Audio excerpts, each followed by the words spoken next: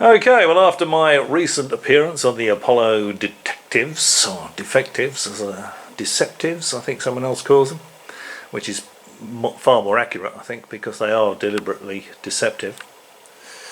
And I think I've shown that on a couple of occasions.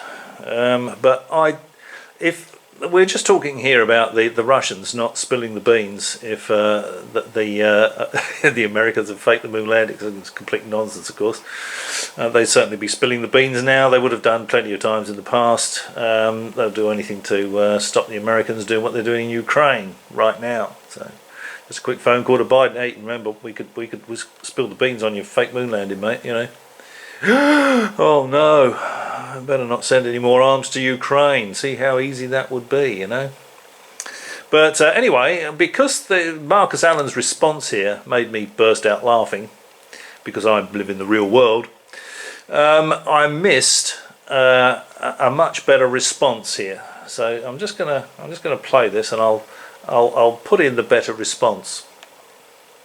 It gives a matter of how something like the collaboration of both sides, or supposed sides, in the Cold War worked.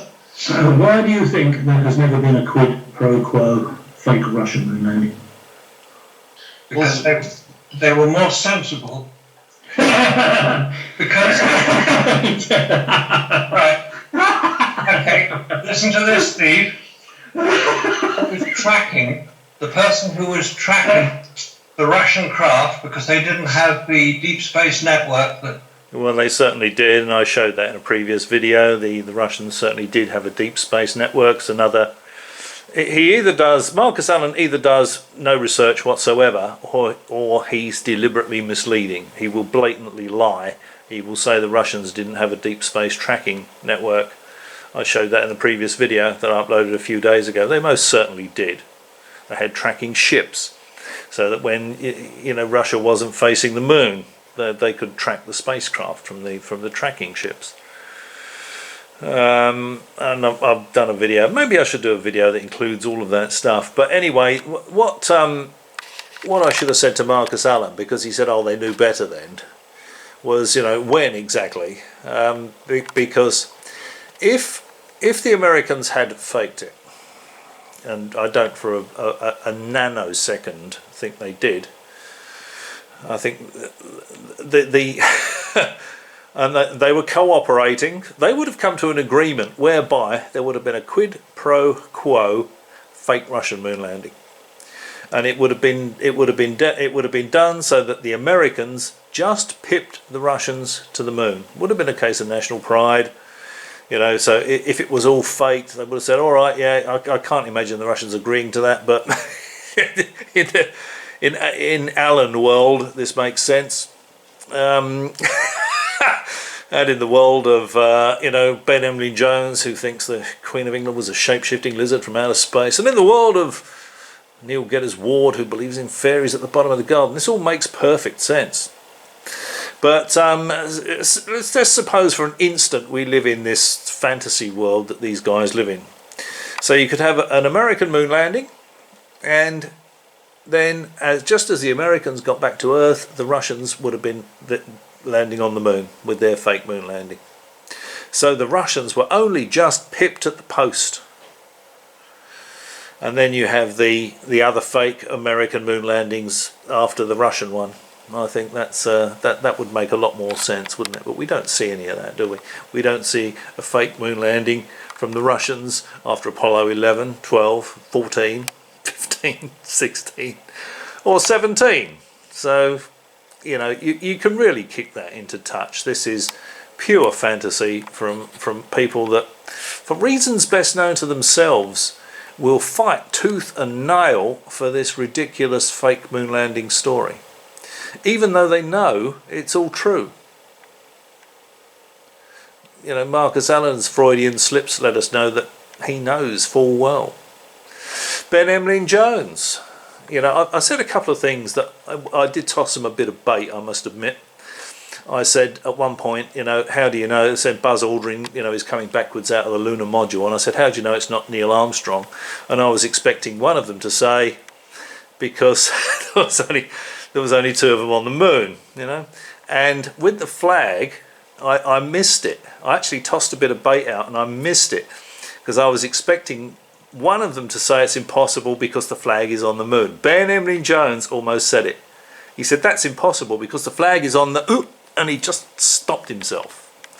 So he knows the flag's on the moon. They know the Russians.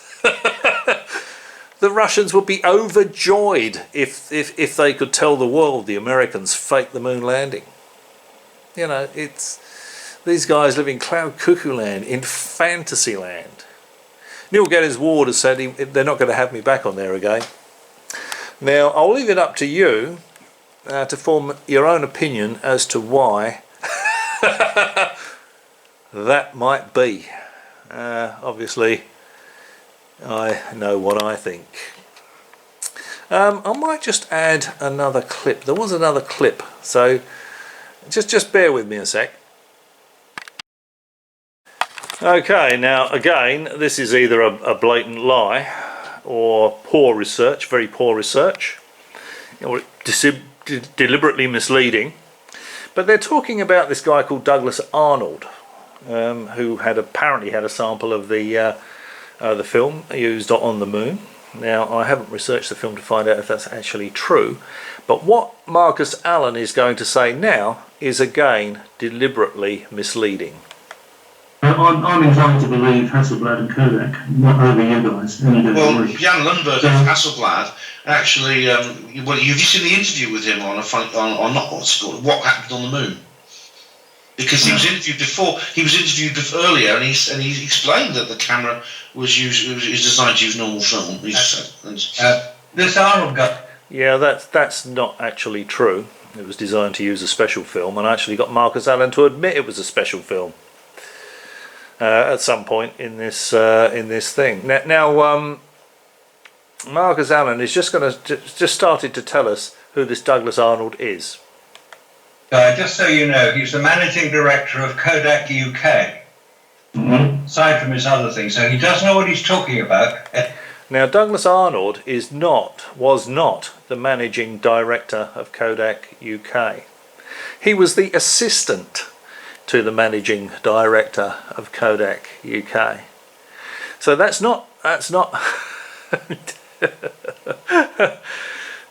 so that's not a deputy managing director.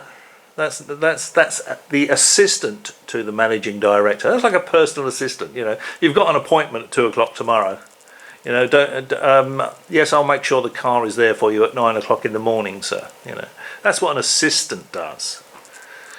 So it's another blatant lie from these people, from Marcus Allen in particular. He loves all this stuff. It's just one misleading statement after another. Ben Emlyn Jones. I should have actually shown the graphic, you know, when they were doing this one of the episodes of the Apollo Defectives. They were talking about the re-entry. Marcus Allen actually used a clip from a NASA film that showed how they did a skip re-entry. He actually used a clip from that very film and said they didn't have the technology to do that at the time, after he just watched a film that ran for about 15 minutes explaining to him exactly how they did it. And he used a clip from that film. I might make a video about that. And Ben Emlyn Jones chips in with, oh yeah, well we all know that the command module didn't have any manoeuvring thrusters. It certainly did. It had pitch and yaw thrusters on it. They used an off centre of gravity on the command module, so they could, by rotating the command module, they could change the pitch. But these guys have got absolutely no idea. They're completely clueless. Absolutely bloody clueless. Not this guy. This guy knows this guy knows his stuff. Okay. These guys, you know, this guy, the Pixies here, looking for Pixies, lives in cloud cuckoo land.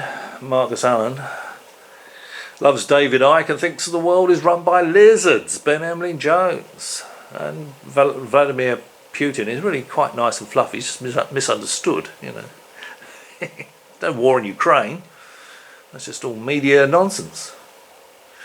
These people live in a different world. A world of fantasy. Absolute fantasy. They have no idea about the real world, and if they do, they're lying through their teeth about it.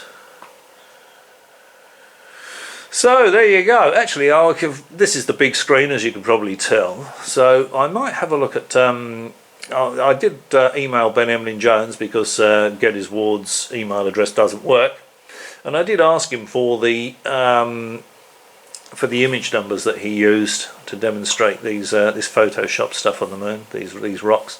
The image numbers from Apollo 17, I think it was. But yes, I got a response from Ben that yes, we'll do. You know, that was probably the day after we did this, and I've still got nothing from them.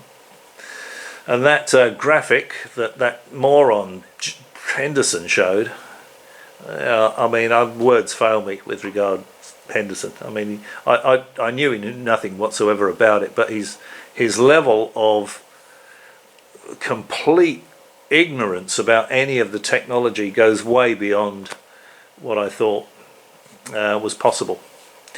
So, where was I going with that? There was something, there was a point I was going to make there, but it's sort of gone now. Oh yeah, the graphic Henderson showed with the astronaut showing standing up. Now, I asked Neil for a link to that original diagram. If it came from Grumman, and it wasn't something that Henderson had just pulled out of his backside like all the other stuff he pulls out of his backside. And I haven't heard anything about that, so I can't comment on that. That was the image I said was too small to see. It looked like an image, an astronaut standing in the lunar module, but I haven't been given that information, but I strongly suspect that's going to be something Henderson pulled out of his backside. I doubt that's from Grumman. If it is, then I'll comment on it. Likewise with the images, the original images from Apollo 17 that Geddes Ward showed, and I'll comment on those. But until I get them, I can't really. I might have a look at it on here on the big screen to see what it looks like, but I don't trust these guys as far as I could throw them, so I would much prefer to look at the original images than any images from Geddes Ward or Allen or Jones, to be honest.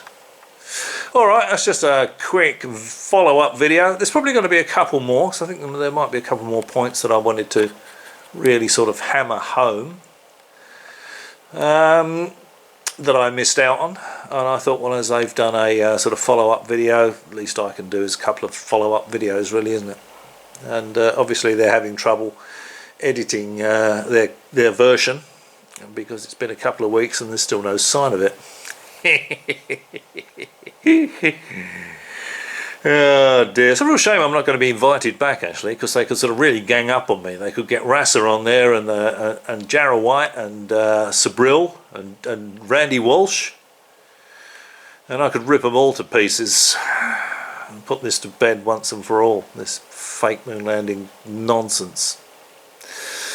Well, if you've made it all the way through this video, all the way to here, thank you very much. Jolly well done. I'll have to get some Steve Mumbling action figures so that you can be rewarded, and I'll send them out to people that managed to sit through an entire video. So thanks again, and maybe I'll catch you again.